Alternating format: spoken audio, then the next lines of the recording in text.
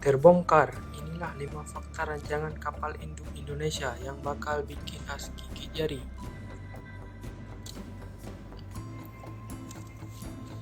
Keberadaan kapal induk militer pada suatu negara tentu akan menambah kesan menakutkan bagi lawan-lawannya. Tak heran, beberapa negara maju seperti Amerika Serikat dan Tiongkok kini berlomba-lomba membuat kapal induk dengan teknologi canggih. Deretan arsenal laut tersebut juga dinilai mempunyai peran yang sangat vital, terutama saat digunakan pada operasi militer maupun operasi kemanusiaan. Bagaimana dengan Indonesia sendiri? Kabarnya PT PAL telah memiliki desain berupa mock-up yang menggambarkan detail serta spesifikasi dari kapal induk yang telah dirancang. Meski hanya berupa konsep, kapal tersebut terlihat sangat gagah dan sesuai untuk keperluan militer Indonesia. Nantinya, konsep kapal itu akan digunakan untuk mengangkut sejumlah helikopter militer. Indonesia menambah kekuatan armada laut. Yang sebelumnya, Indonesia telah memproduksi sebuah kapal SSV dengan kemampuan yang mumpuni.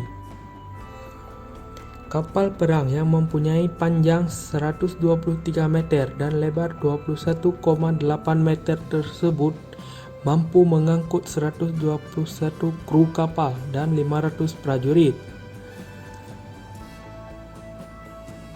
Selain itu, ada 4 tang, 4 truk, 2 jeep, 1 mobil hospital, dan 2 buah helikopter mampu diangkut oleh kapal ini. Spesifikasi dan bentuknya tersebut hampir serupa dengan konsep kapal induk pengangkut helikopter Indonesia. Jika benar terwujud, tentu akan menambah daya gedor Angkatan Laut Nusantara di mata dunia. Konsep kapal induk Indonesia yang berupa helikopter carrier alias pengangkut helikopter mempunyai peranan sangat vital dalam sebuah operasi pertempuran. Kapal yang nantinya bakal digunakan sebagai markas berjalan tersebut akan dilengkapi dengan kemampuan logistik, komunikasi, dan sarana hubungan transportasi. Dengan adanya keberadaan kapal induk, diharapkan mampu membantu operasi militer Indonesia dengan lebih cepat dan efisien dari sebelumnya. Kapal induk yang digadang-gadang sebagai kapal induk pengangkut helikopter, luas dek utama dari alutsista ini dirancang dapat didarati dan menampung sebanyak 8 unit helikopter ukuran sedang. Digadang-gadang sebagai kapal induk Indonesia yang mengangkut helikopter, luas dek utama dari alutsista ini dirancang dapat didarati dan menampung sebanyak 8 unit helikopter ukuran sedang. Sedangkan helikopter lainnya disembunyikan dalam hanggar yang terdapat pada lambung kapal. Untuk daya angkutnya sendiri, kapal konsep tersebut dapat membawa 450 pasukan, 60 unit rampur, dan 200 unit kendaraan biasa. Untuk personel yang bertugas, kapal ini sanggup memuat hingga 160 personel.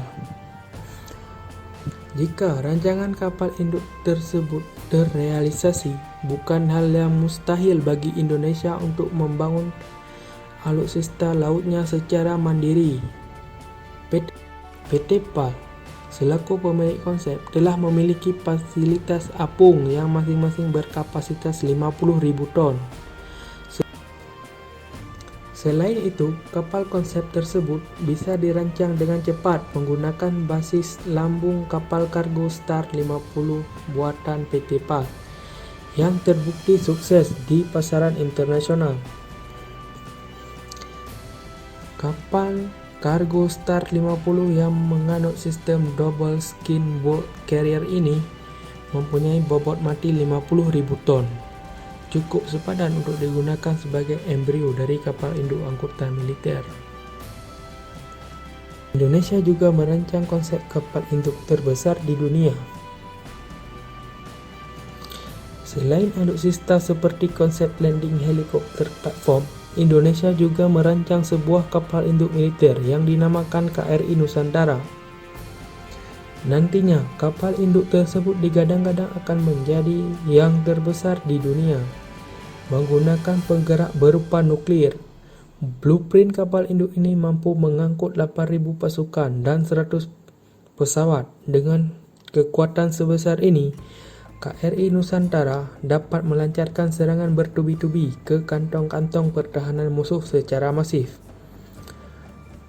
Tenaga penggerak nuklir yang diusungnya dinilai setara dengan kapal induk Amerika Serikat seperti USS Ronald Reagan, USS Kitty Hawk, dan USS Enterprise.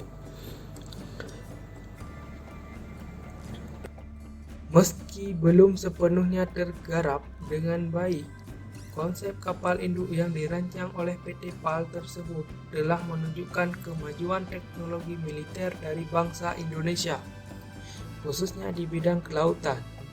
Jika benar terrealisasi, keberadaan kapal induk tersebut diharapkan dapat membantu melindungi Indonesia dari ancaman agresi militer negara lain, sekaligus mengatasi masalah kemanusiaan saat terjadi bencana maupun peperangan.